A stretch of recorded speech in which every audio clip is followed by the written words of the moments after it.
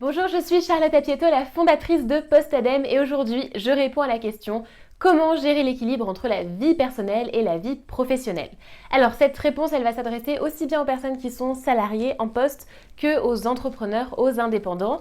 Et je vais partir de ma propre définition, de mon propre ressenti par rapport à cette question d'équilibre, sachant que chacun en a sa définition différente. Déjà pour savoir si cet équilibre il est respecté ou non pour toi, les questions à se poser c'est est-ce que aujourd'hui je me sens à l'aise avec mon organisation? Est-ce que j'ai le sentiment de pouvoir passer du temps dans ce qui est important pour moi? Et pour ça je te recommande de faire la liste de tes priorités de vie. Est-ce que c'est de développer ton activité en ce moment? Est-ce que c'est du coup de pouvoir changer de poste? Est-ce que c'est de t'investir dans ton emploi? Est-ce que c'est de passer du temps avec ta famille et de faire la liste de tes priorités et dans l'idéal de te limiter à 2 ou 3 grands maximum parce qu'au-delà tu ne vas pas pouvoir t'investir sur différents sujets prioritaires dans ta vie. Par exemple, ça va être très compliqué de pouvoir à la fois faire du sport intensément pour pouvoir préparer un marathon, en même temps de passer plus de temps en famille, de voir davantage ses amis et puis de pouvoir développer son activité. Tout ça en même temps, ça fait beaucoup. Je dis pas que c'est impossible, mais très souvent on revient à 2 ou 3 priorités grand maximum. Donc commence déjà par faire la liste de tes priorités. Ensuite, une fois que tu as fait cette liste, regarde comment se sont passées tes dernières semaines. Tu peux remonter sur le mois précédent, voire dans l'idéal sur les 90 jours précédents, et regarde si au final le temps que tu as passé dans ta semaine, dans ta journée, a été réellement alloué à ce qui est prioritaire pour toi. Si tu vois qu'il y a un grand décalage entre les priorités que tu as identifiées dans la première partie de l'exercice et ce que tu as vraiment fait de ton temps au quotidien, eh bien ça veut dire que ton organisation aujourd'hui elle ne respecte pas l'équilibre que tu recherches.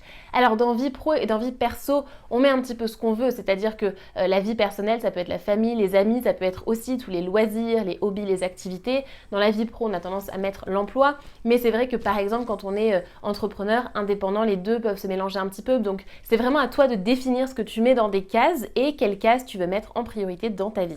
À partir de là, il y a des grandes règles d'organisation à respecter pour arriver à trouver cet équilibre. Et la première règle que moi j'utilise et qui est vraiment un fondamental selon moi, c'est justement de se fixer des priorités dans le travail. Donc si on vient vraiment sur la sphère travail comme on l'entend communément, c'est de démarrer chaque semaine en ayant 3 priorités indispensables, donc 3 choses que l'on veut accomplir avant la fin de la semaine. Et ça aussi, ça marche pour le mois, pour le trimestre et pour l'année.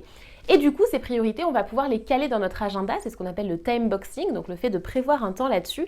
Et l'intérêt de faire ça, c'est quoi? C'est que si jamais ces priorités, elles sont pas mises en avant et qu'on se retrouve à gérer toujours des petites sollicitations urgentes mais pas tellement importantes, au final, on se retrouve à grappiller du temps de travail sur nos soirées, sur nos week-ends pour accomplir ce qui compte vraiment. Alors que si on commence par nos priorités en les mettant dans notre agenda comme quelque chose de non négociable, non déplaçable et on refuse les sollicitations quand on a ça qui est prévu, eh bien, si jamais on a après des choses plus urgentes qui se calent, etc., ce qui compte, c'est que ça se sera fait. Et on pourra du coup passer du temps avec sa famille, avec ses amis, avec ce qui compte dans notre cadre personnel. Voilà, donc c'est vraiment de te dire, ces priorités, c'est ce que je mets en premier dans mon agenda pour pas que ça déborde sur le reste, sur ma vie perso. Par rapport à l'agenda, ce qui aide aussi, c'est de se limiter dans le nombre de rendez-vous ou dans le nombre de clients, en tout cas tout ce qui va te prendre du temps, et de te fixer un nombre maximal. Moi par exemple, je fais ça, c'est-à-dire que mes rendez-vous réseau, mes rendez-vous clients, j'ai un nombre maximal mensuel et au-delà de ça, je refuse tout simplement. Tout simplement entre guillemets parce que c'est pas toujours facile de refuser, mais ça me permet de garder cet équilibre parce que avant j'avais tendance à pas vraiment m'en rendre compte et à dire oui et à m'engager dans des choses où au final je n'avais plus le temps que je voulais pour moi. Et du coup, en comptant ce nombre de rendez-vous que tu as, tu peux aussi te faire des codes couleurs dans ton agenda. Ça va t'aider à voir quand on te propose quelque chose si tu dis oui ou non. Ensuite, c'est dans le temps de travail d'être beaucoup plus productif. Alors, il y a énormément de règles de productivité. Celle que je vais partager, c'est vraiment l'essentiel. La toute première, on l'a vu, c'est le fait d'avoir vraiment des créneaux qui sont dédiés aux priorités. Et pour aller un petit peu plus loin, moi, je te recommande vraiment de mettre ces créneaux prioritaires au moment où toi tu te sens le plus productif, le plus à l'aise pour travailler. Pour certaines personnes, c'est plutôt les premières heures de la journée, donc de commencer par ça le matin avant même de regarder les mails, les réseaux sociaux, etc. Mais vraiment de se concentrer sur ça en premier. Pour d'autres personnes, ça va être un petit peu plus tard. Moi personnellement, je fonctionne à l'inverse, donc j'ai beaucoup lu dans les livres de productivité qu'il fallait commencer par ce qui est prioritaire. Et on va dire le plus difficile et le plus important pour soi, en réalité, moi, ça ne me correspond pas. Moi, je fonctionne un petit peu à l'envers, c'est-à-dire que je vais plutôt commencer par toutes les petites tâches parasites qui viennent m'embêter, mais par contre je vais les limiter dans le temps, par exemple à 1 heure ou 2. Et une fois que ça c'est fait, je fais un break et je peux ensuite me consacrer à ce qui est vraiment important et qui nécessite ma présence mentale. Parce que si toutes les petites tâches un peu accessoires à côté, urgentes, etc., c'est pas fait, ça vient me parasiter. Voilà, bon ça c'est mon fonctionnement personnel, mais là c'est à toi d'apprendre à te connaître sur les moments où tu vas être le plus productif, de quelle manière et où ça intervient dans ton agenda. Ensuite, règle suivante, c'est de créer des processus pour pouvoir, si tu travailles seul, eh bien être plus productif sur ce type de production. Et si jamais tu cherches à déléguer, à pouvoir déléguer le process pour ne pas avoir à former la personne dans le détail et que une fois que ce process il est mis en place, la personne à qui tu délègues n'a plus qu'à exécuter, à suivre le process tel qu'il a été créé.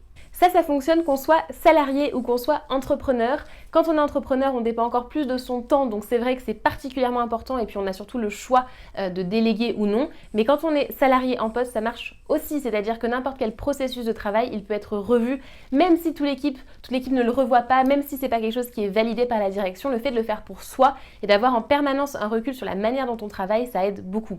Le simple fait en fait d'écrire un processus que l'on utilise, ça permet aussi de voir ses failles et ce qu'on peut améliorer dedans. Parfois en l'écrivant, on se rend compte que c'est pas du tout optimisé et qu'on perd du temps sur certaines étapes du process. Donc déjà pour soi, ça aide grandement et encore plus si on recrute. Par exemple, moi j'ai gagné énormément de temps sur toute la partie création de contenu. La première année de Postadem, je passais énormément de temps à créer les articles, à faire les interviews et en fait je passais la moitié de ma semaine là-dessus, ce qui à terme n'est plus tenable. Donc ce que j'ai fait, c'est que j'ai mis en place un processus pour écrire ces articles et faire ces interviews. Et c'est quelque chose que j'ai entièrement délégué pour ne pas avoir à m'en occuper. Et la personne à qui j'ai délégué, c'est elle qui va suivre ce processus avec aussi une politique d'articles invités. Donc c'est pas uniquement moi qui écris les articles. Et tout ça combiné, ça permet de passer finalement la moitié de la semaine qui était consacrée au contenu à aujourd'hui, au final, une dizaine de minutes par semaine. Voilà, donc ça c'est pour toute la partie pro. Et sur la partie perso, ce que je recommande, c'est de s'engager dans les activités qui comptent pour nous. Ce qui fait que par exemple notre cours de yoga, on va y aller et on va pas annuler, c'est qu'en fait on a payé pour ce cours et que si on annule au dernier moment, on va quand même payer. Donc le fait de s'engager dans des activités qui nous forcent à faire quelque chose de différent, on sait qu'on va le faire. Par exemple moi récemment, j'ai fait un week-end de retraite de méditation parce que c'est quelque chose qui comptait pour moi, où je voulais passer du temps avec moi-même et pouvoir me renouer un petit peu avec la pratique de la méditation. Et je savais que si je partais du principe que j'en faisais toute seule un petit peu tous les jours, ça ne fonctionnait pas. Donc je me suis vraiment mise dans le bain et j'ai prévu un week-end où j'ai investi du temps et de l'argent pour faire ça et du coup ça a porté ses fruits et ça a été un week-end juste pour moi où j'ai totalement coupé avec la partie pro. Donc s'engager dans des activités, ça peut être financièrement et aussi dans le temps, auprès de personnes aussi, de s'engager en disant je serai là. C'est tout bête, mais ça permet de vraiment le faire alors qu'avec soi-même, on peut négocier et se retrouver encore à travailler au lieu de prendre du temps pour soi. Et le dernier point, c'est de couper un maximum. Quand on est sur le temps de vie personnelle, en famille, seul, avec des amis, dans ces activités, c'est de couper totalement le travail. Même si c'est juste une demi-journée, ça fait énormément de bien.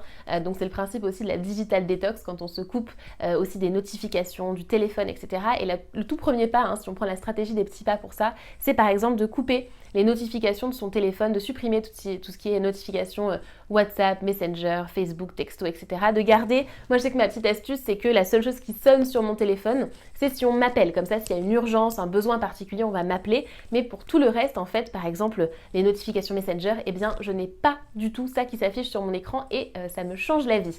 Donc voilà, dans les temps perso, de vraiment totalement couper avec le reste, parce que même si on n'a qu'une journée ou une demi-journée par semaine où on coupe complètement, si c'est une vraie coupure, c'est là que ça va porter ses fruits. Conclusion sur cette question, l'équilibre, c'est toi qui le définis. Ce qui compte, c'est que toi, tu te sens bien dans ton fonctionnement actuel. Et si tu sens que ça ne va pas, que tu es souvent fatigué, souvent frustré, que tu n'as pas assez de temps pour ce qui compte pour toi, c'est qu'il y a quelque chose à revoir. Et avec déjà ces quelques règles simples de productivité, d'organisation, en théorie facile, mais quand on les applique, c'est là que ça fait la différence, déjà tu devrais pouvoir rétablir un petit peu cet équilibre entre les deux. Donc n'hésite pas aussi à partager tes bons conseils en commentaire sur l'équilibre vie perso, vie pro. Et j'espère que cette vidéo t'a plu, je te dis à très bientôt.